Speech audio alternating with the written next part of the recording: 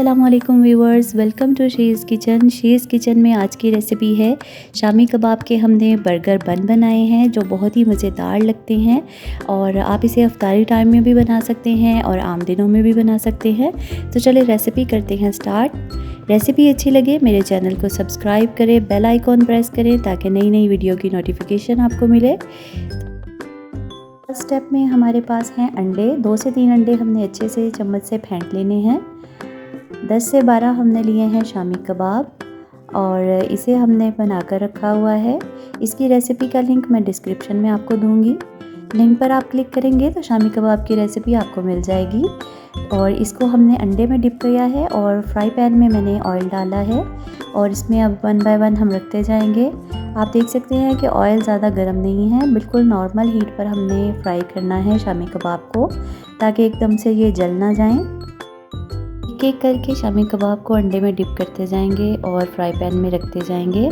तो तकरीबन 7 से 8 शामी कबाब हम इस पैन में आराम से कर सकते हैं। कबाब जो हैं वो एक साइड से पक चुके हैं, देखिए कितना अच्छा गोल्डन ब्राउन कलर आ गया है। अब दूसरी साइड से भी हम इसे टर्न कर लेंगे और ऐसा ही ये गोल्डन ब्राउन होने तक इसे पकाएंगे। आप जो हैं वो दोनों तरफ से ब्राउन हो गए हैं तो अब हम इसे निकाल लेते हैं। तो मैंने इन्हें प्लेट में निकाल लिया है और साथ में मैंने केचप रखी है और मायोनीज़ बन पे लगाने के लिए। तो चलें अब हम तैयारी कर लेते हैं सैलेड की। सैलेड के लिए मैंने प्याज काटा है और प्याज में हम शामिल कर रहे हैं ठंडा पानी और इसमें डाल देंगे हाफ़ टी स्पून नमक और बर्फ़ डालकर इसे रख देंगे हम। इस तरह से प्याज बहुत ही क्रंची रहता है। बर्गर के लिए मैं बना रही हूँ अंडा और 3 मैंने अंडे लिए हैं। इसमें डाल देंगे हाफ़ टी स्पून जो है वो लाल मिर्च, हाफ़ टी स्पून नमक और 1 से 2 चुटकी जो है वो गरम मसाला डालकर इसे अच्छे से फेंट लेंगे।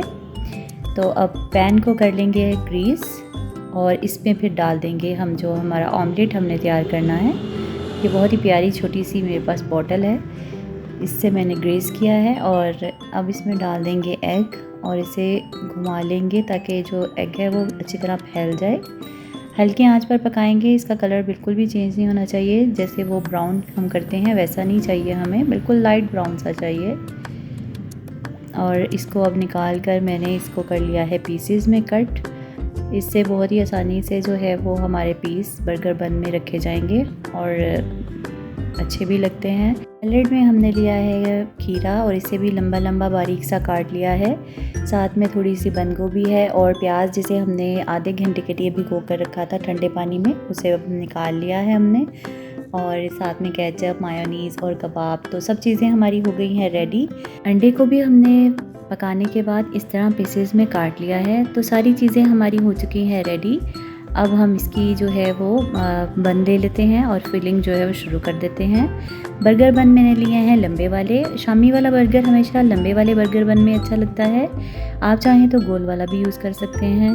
तो इसे मैं हाफ़ कर लूँगी। देखिए मैंने सेंटर से हाफ़ कर लिया है। इसी तरह हम बारी बारी जो है वो इसको थोड़ा सा हम सेक लेंगे पैन में या तवे पे। आप हल्का सा उसको गर्म कर लेंगे तो देखें कितना अच्छा ब्राउन कलर आ जाएगा इस पर। और फिर इसी तरह हम सारे बर्गर बन को करके रख लेते हैं। अब बारी है इसके ऊपर कोटिंग करने की। तो मैं यूज़ कर रही हूँ केचप।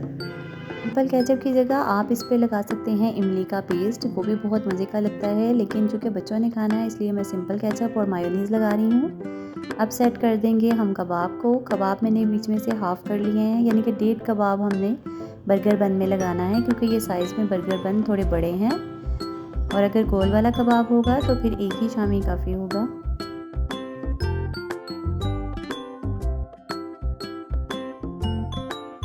लास्ट में इसके ऊपर रख देंगे हमने जो एग तैयार किया था उसे रख देंगे। 2 स्लाइसेस रखे हैं मैंने एग के और ये देखें ये हमारा मज़ेदार सा शामी का बर्गर बन हो चुका है रेडी। इसे सेंटर से मैं हाफ़ कर रही हूँ और अब इसे आपको प्रेजेंट करके दिखाते हैं।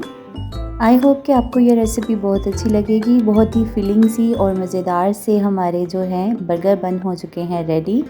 और घर पर साफ़ सुथरी चीज़ें बनाएं और खाएं, इंजॉय करें अपनी फैमिली और फ्रेंड के साथ। वीडियोस को शेयर करें। मिलेंगे नेक्स्ट रेसिपी में, जब तक के लिए अल्लाह हाफ़िज़।